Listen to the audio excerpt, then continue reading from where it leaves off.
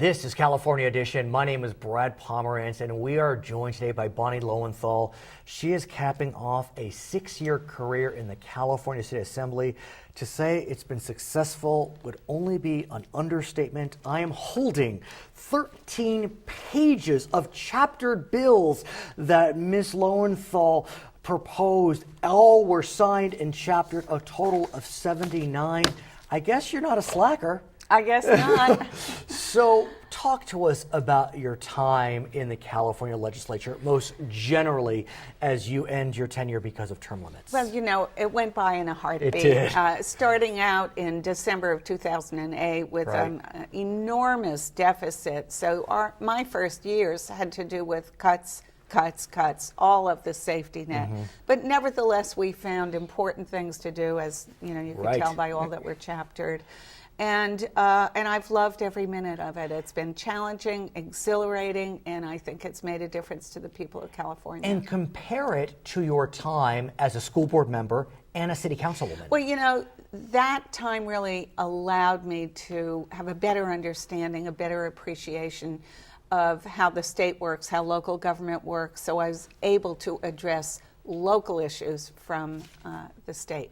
Let's talk about this year. I mean, you have 79 over 6 years, but this year there are a few bills that I know you are most proud. You are the chair of the Women's Caucus. Correct. You are part of the Commission on the Status of Women in California. And still the chair of Transportation. And still the chair of Transportation, of course. But I want to speak about one bill that seems intuitive, but sometimes you just don't know that you need to pass legislation. And that deals with moms and nursing mothers.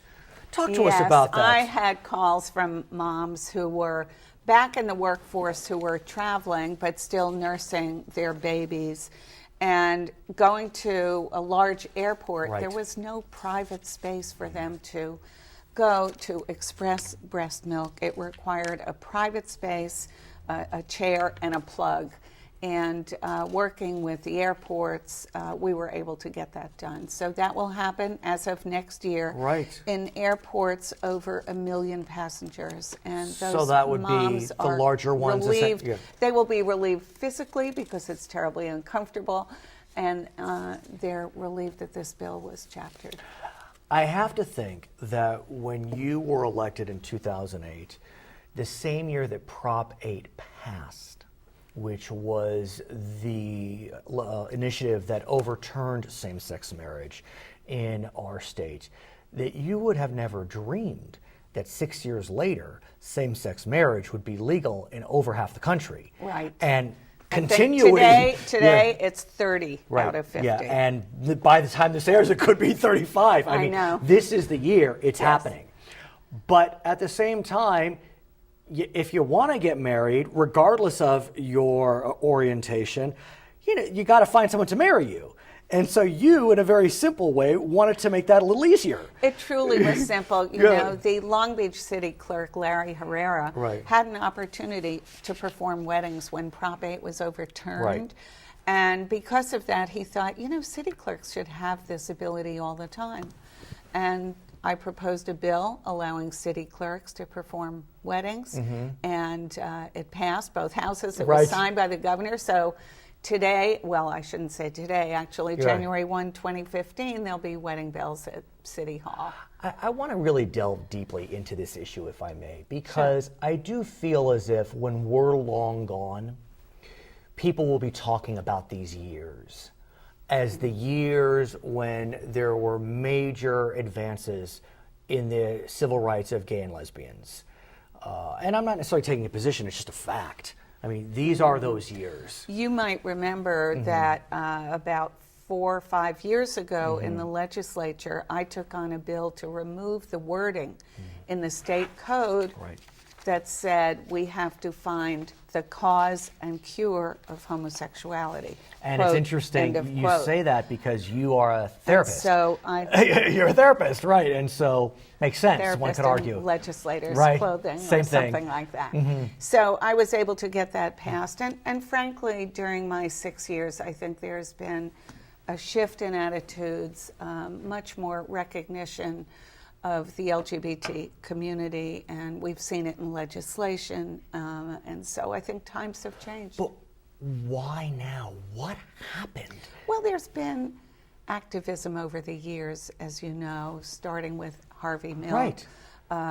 But why not then? You know, I mean, why wasn't the assassination of a supervisor in San Francisco the moment that galvanized? Well, it galvanized San Francisco. And so all movements take a little bit of time. And I think the fact that the LGBT caucus in the legislature has grown to about 7. People have gotten rid of their stereotypes of gays and lesbians and transgender people. And it's just accepted. And what's interesting is routine. You had run for mayor.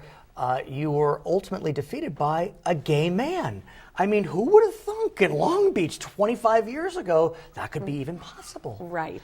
And Correct. so, you know, the sting may still be there of that loss, but still there's got to be a little pride in your city. No, really, there's no sting but you in know the what I'm loss. saying. And I'm really proud of our mayor, Right. and he's doing a great job, and I love working with him. Right, and I know that you do.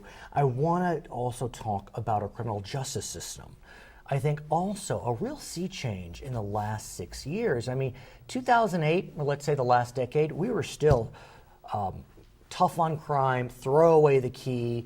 I'm not saying now we are in a soft on crime era, but we're reevaluating the whole concept behind incarceration. Right. Is that fair? Correct. That's very fair. I can tell you about my bill, which I Please, will yes. if I have time. No, you do. But there really has been a change. I think a number of other legislators have tried to lower some of the penalties. For example, for cocaine, you know, there was for Crack had the was higher more- penalty than yes, cocaine. and powder didn't, and so on and so forth. And so I think there's been a move to lessen these penalties across the country because we have way too many people in prison.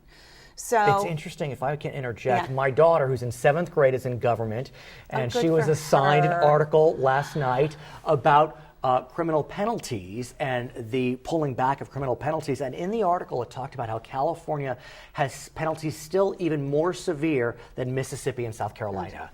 Yeah, Which is that's just interesting. unbelievable. Yeah. But, you know, number one, we need a sentencing commission. We don't need legislators to make this decision. We tried to pass a commission, I think it was 5 years ago, or my first year in the legislature. We couldn't get the votes. I hope that will happen over the next years. I honestly don't know if the governor is open to it, but you shouldn't have legislators who are responding to voters and worried about being seen as soft on crime making these decisions. That to me is not right. I am confident that Bonnie Lowenthal is not going away. I am very confident of that. I'm a pretty passionate person about What's community. Next? What's next? Well, you never let me talk about my modest bill about allowing for deferred entry of judgment that judges have. Oh, And yes. I'm Please do that. Very proud of Yeah. that because we will be having fewer trials. We will save the state money.